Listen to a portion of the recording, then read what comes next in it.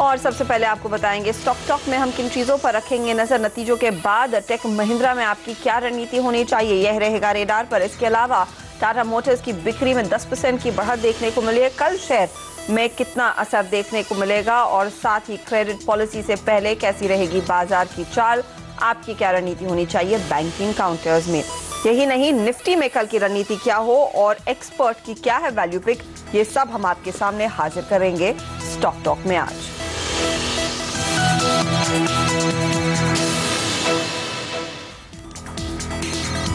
और भारतीय बाजारों में आज की चाल जो थी वो फिर से कमजोरी की थी, क्योंकि अंतर्राष्ट्रीय बाजारों के चलते भारतीय बाजारों में फिर दबाव देखने को मिला। चीन के मार्केट्स में कमजोरी और उससे पूरे विदेशी मार्केट्स कुछ लड़खड़ाते हुए दिखाई दिए, उसका असर भारत पर भी देखा गया।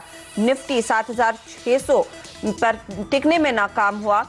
इन लेवल्स तक पहुंचा जरूर, लेकिन ऊपरी स्तरों से फिर मुनाफा वसूली हुई। आज सबसे ज्यादा कमजोरी अगर आई वो बैंकिंग काउंटर्स में ही देखने को मिली।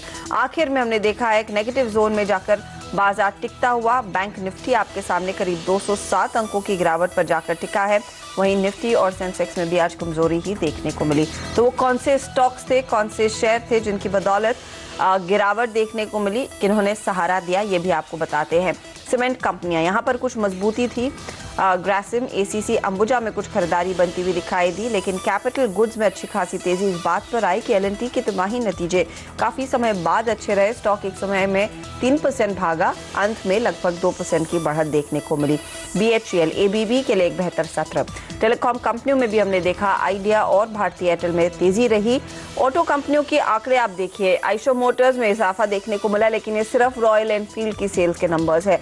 अशोक लेलैंड 2% भागा, क्योंकि यहाँ पर हमने देखा अच्छी खासी बढ़त आती हुई दिखाई दी। एमएनएम, बाजार बंद होने के बाद वो नंबर्स आए, स्टॉक हालांकि कमजोर था। मारुति के नंबर्स बहुत खराब थे और वहां पर प्रेशर बनता हुआ दिखाई दिया। सबसे ज्यादा गिरावट आई है बैंकिंग काउंटर्स की ओर से। State bank of India, bank of Baroda, PNB, syndicate bank, सब में काफी बिकवाली हावी। आईसीआईसीआई बैंक के लिए एक और खराब सत्र, इसमें 5% तक का नुकसान देखा गया, उससे ज्यादा टूटा है आज शेयर। चीनी कंपनियों में आखिरी एक घंटे में हमने देखा एक बहुत अच्छा उछाल आया। धामपुर, बलरामपुर, इन सब में 4.5 से 5 से 6% की तेजी बनती हुई दिखाई दी। निफ्टी को बढ़ाने में अदानी पोर्ट या फिर निफ्टी को सहारा देने में आप कह सकते हैं Adani port, yes bank, Cipla जैसे शेयर आगे आए। हालांकि सबसे ज्यादा धुलाई हुई है एचयूएल, डॉक्टर रेड्डीज और वेदांता जैसे शेयरों की। नतीजों के लिहाज से एक बड़ा वीकेंड था और आप देखिए EPC industries, Marico, Elecon engineering, ये सब नतीजों पे स्टॉक में तेजी देखने को मिली। हालांकि निराशा हाथ लगी श्रीराम ट्रांसपोर्ट, सुजलॉन और थर्मैक्स जैसे शेयरों से।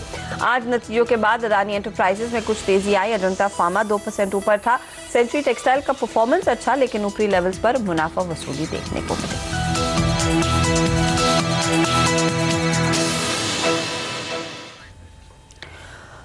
तो यहां से आ गया बाजार की चाल कैसी रहेगी, खास तौर से जब कल क्रेडिट पॉलिसी आने वाली है। और हमने जो पोल कराया उसमें साफ यही निकल कर आ रहा है कि आरबीआई गवर्नर रघुराम राजन कुछ ज्यादा चेंज नहीं करेंगे। हालांकि उनकी भाषा पर बाजार का नजर जरूर होगी। हमारे साथ जुड़ गए हमारे जानकार मयूरेश जोशी। मयूरेश, स्वागत है आपका। जिस तरह की चाल आज देखने को मिली है, शुरुआत अच्छी रही, 7600 तक हम पहुंचे, लेकिन वहां पर टिक नहीं पाए क्योंकि चाइना में खराब डेटा, स्टॉक्स पिटे, तो यहां पर भी कुछ मुनाफा वसूली आई। कल हमारे लिए एक बहुत बड़ा इवेंट है, क्रेडिट पॉलिसी आने वाली। उससे पहले हमने वैसे भी देखा है कि बैंकिंग काउंटर्स में काफी गिरावट आ गई है। क्या आप उम्मीद कर रहे हैं, कल का सत्र कैसा रहेगा?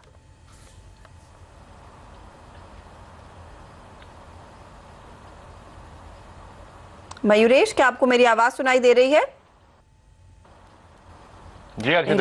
जी, मैं आपसे यही पूछना चाह रही हूं कि कल के सत्र में आपकी क्या उम्मीद है, किस तरह का एक्शन रहेगा, क्योंकि हमारे लिए एक बहुत बड़ा इवेंट है credit policy.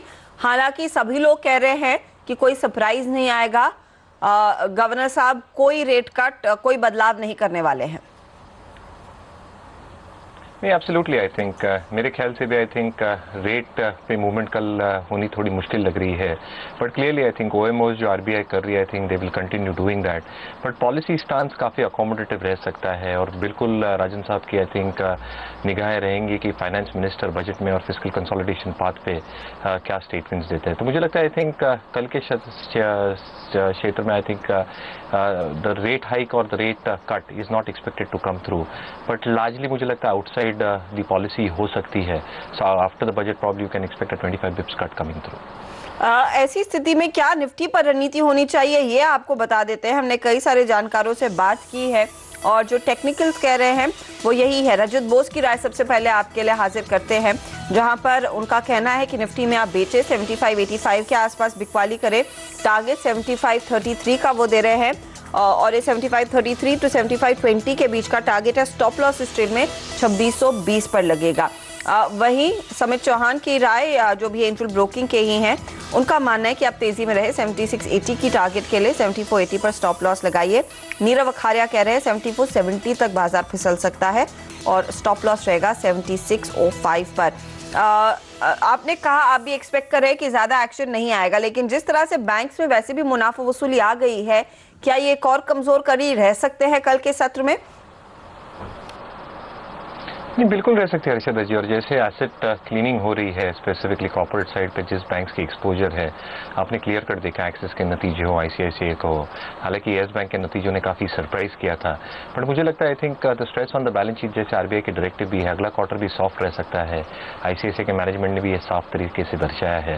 But the bigger worry problem is on the public sector side. I think जैसे इनके एक्सपोजर्स हैं, रिस्ट्रक्चर्ड पाइपलाइन है, इनके नंबर जैसे आएंगे और अगर इनके नंबर्स खराब रहते हैं in terms of excess provisioning being done by lot of these banks, मुझे लगता है I think softness in the bank Nifty will continue. But अगर आप एक लार्जर पिक्चर ले तो हमें अभी भी लगता है I think larger private sector banks अगर आप क्लच में खरीदते हैं या बंच में खरीदते हैं, वो एक्सिस हो, आईसीआईसीआई हो, येस हो, एचडीएफसी बैंक हो, I think it's certain way of D risking your portfolio strategy rather than staying with one bank. Fair enough. तो शायद थोड़े थोड़े बैंक्स आप लीजिए, लेकिन क्लियरली यहाँ पर कुछ और बुरे दिन देखने को मिल सकते हैं. अब नतीजों पर आ जाते हैं. आज बाजार बंद होने के बाद टेक महिंद्रा के नंबर्स आए हैं. हमने देखा डॉलर रेवेन्यू 0.4% की बढ़त दिखाती हुई नजर आई, जो बहुत ही डिसअपॉइंटिंग है. हालांकि profit is slightly better than expectation. Margins में भी हमने देखा थोड़ा सा इंप्रूवमेंट जरूर देखने को मिला है. इन नंबर्स पर स्टॉक की चाल कैसी रहेगी? आज स्टॉक लगभग 0.5% नुकसान के साथ ट्रेड कर रहा था. मयूरेश, कल क्या करेंगे? Moral searches I think in line with estimates थे. तो अगर हम डॉलर आई की बात करें तो 0.5% ही ग्रो होने की उम्मीद थी. कहीं ना कहीं I think the disappointing angle will be more और less on the EBIT margins. अगर आप एक्विजिशंस देखें कि एलसीसी की एक्विजिशंस हो या सॉफ्टजेन की, कहीं ना कहीं I think they have not started showing results at least on accretive side consolidated balance sheets के नंबर में. तो मुझे लगता है आई थिंक अगर ये 14-15% की मार्जिन्स की बात कर रहे हैं और अगर आप टीयर 1 का दर्जा दे रहे हैं इसको इन टर्म्स ऑफ वैल्यूएशंस, कहीं ना कहीं I think there are two issues. एक आई थिंक ऑर्गेनिक कम्युनिकेशन जो टेलीकॉम सेगमेंट है, जो 52% रेवेन्यू कंट्रीब्यूट करता है, वहां थोड़ी स्टिकीनेस और लंपीनेस देखने मिल सकती है.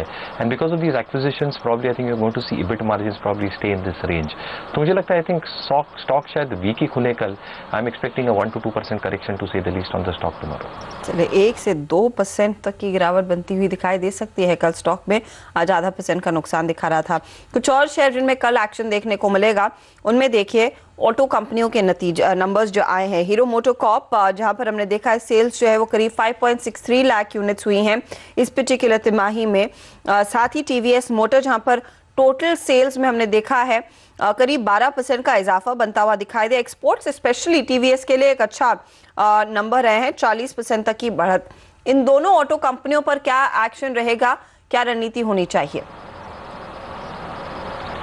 नहीं, क्लियरली मुझे लगता है आई थिंक जैसे टीवीएस के नंबर्स भी आए थे, हालांकि आई थिंक मार्जिन्स पे थोड़े दबाव देखने मिला था. मुझे लगता है एक लार्जर पिक्चर अगर हम लें तो जैसे मार्केट शेयर गेन कर रहे हैं और मैनेजमेंट की यही उम्मीद है कि 15% तक मार्केट शेयर लेके जाएं. They are also probably looking at the rest of the length and the breadth of the country. तो मुझे लगता है आई थिंक टीवीएस मोटर्स के numbers are better than what expectations were laid out on the street.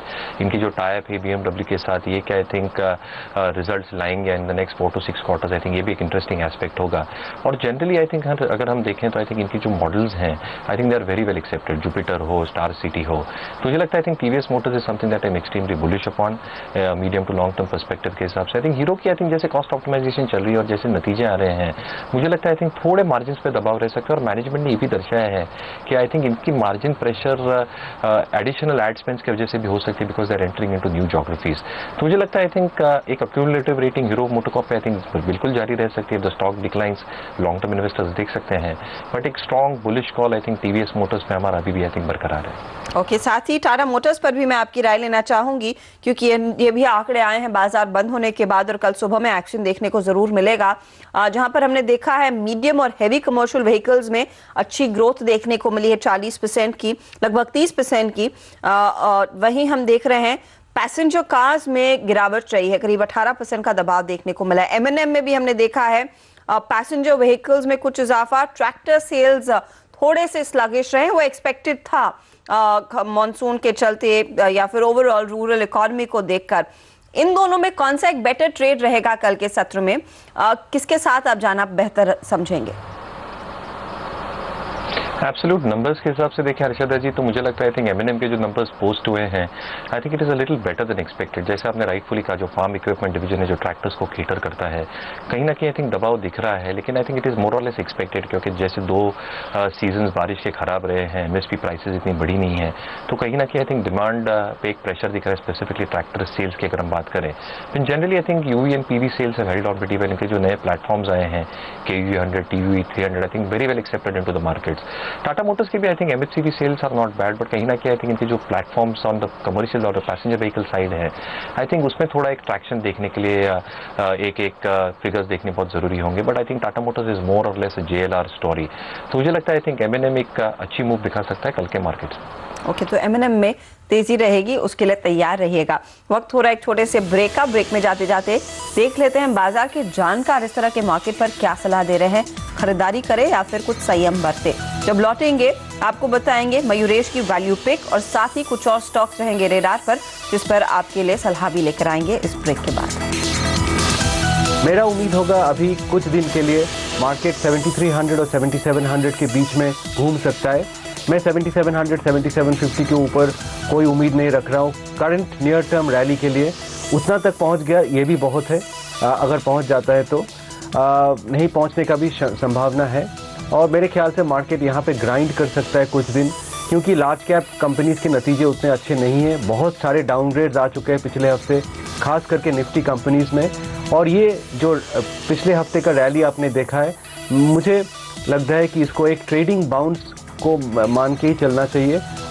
एक permanent up trend या ऐसे कुछ major recovery अभी तक तो नहीं सोचना चाहिए। IT, फार्मा, FMCG रूरल में प्रॉब्लम है, बट भारत के पॉकेट बहुत डीप है, तो ये रेजिलियंस आएगा। ये 3 मुझे लगते हैं। 2 व्हीलर बहुत पिट चुके हैं रूरल के कारण, 2 व्हीलर्स देखे जा सकते हैं।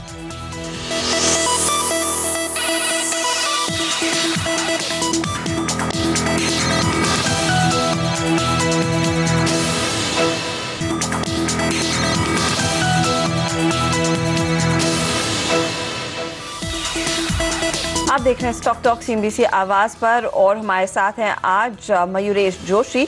और सबसे पहले जान लेते हैं कि वो कौन से शेयर में इस समय निवेश की सलाह दे रहे हैं। बारी है वैल्यू पे। मयूरेश, क्या चुना है आपने आज?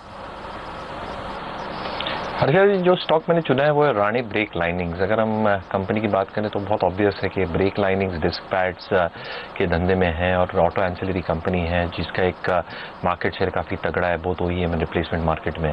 क्लियरली आई थिंक जो ब्रेक लाइनिंग्स और डिस्क पैड्स हैं 87% ऑफ द रेवेन्यूज कॉन्ट्रीब्यूट करता है। और जहाँ तक आई थिंक नंबर्स का सवाल रहा है, I think in the past quarter, जो अभी का क्वार्टर हुआ है, नंबर्स वो क्वाइट इंप्रेसिव। तो मुझे लगता है आई थिंक जो टॉप लाइन बढ़ी है 10% से 111 करोड़ के आसपास, जो EBITDA मार्जिन में एक इजाफा हुआ है, both on account of operating leverage benefits plus the kind of input cost deflation that we've seen. I think ये clearly I think bottom line पे दर्शाया गया और bottom line 10 करोड़ के आसपास आई, जो हमारे उम्मीद से बेहतर थी। Clearly अगर हम देखें तो I think जो इसका शेयर है around 48% comes from the OEM share, जिसमें passenger vehicle plus MHCV vehicles included है। Around 38% comes from the replacement market। और अगर हम market share की बात करें in these respective segments, तो 38% का market share है in the OEM segment और replacement में 18% का market share है। So market leaders of sorts है Rane brake lining in this respective field. और मुझे लगता है आई थिंक जैसे नए नए प्रोडक्ट्स इंट्रोड्यूस कर रहे हैं, इनकी market leadership position I think बरकरार रह सकती है। जहाँ तक एक्सपेक्टेशंस है आई थिंक अर्निंग्स के, हमें लगता है आई थिंक अर्निंग्स ग्रोथ काफ़ी अच्छी हो सकती है अगले 2 सालों में। We are expecting top line of around 511 crore by FY17। अगर EBITDA मार्जिन की बात करें तो 11.5 से 12% के बीच में आनी चाहिए और bottom line should have an equally stupendous growth. तो मुझे लगता है I think at an EPS of around 31 rupees अगर 15 टाइम का हम फॉरवर्ड डाउनवर्ड वैल्यूएशन देते हैं राणे ब्रेक लाइनिंग को, purely because of its premium offerings. और जैसे नंबर्स आ रहे हैं और एमएससीवी सेगमेंट परफॉर्म कर रहे हैं along with the PV platforms, मुझे लगता है target of 465 is easily possible over the next 9 months. Okay, तो 465 का टारगेट ये है राणे ब्रेक्स का शेयर, इस पर आप फोकस करें, रदान मीडिया नहीं, राणे ब्रेक, इस पर ये है फिलहाल मयूरेश की वैल्यू पिक, और उस पर आप जोर देंगे तो अच्छी रिटर्न्स मिलेंगे। हम लेंगे इसी के साथ एक छोटा सा ब्रेक, लौटेंगे आपके सवालों के जवाब के साथ।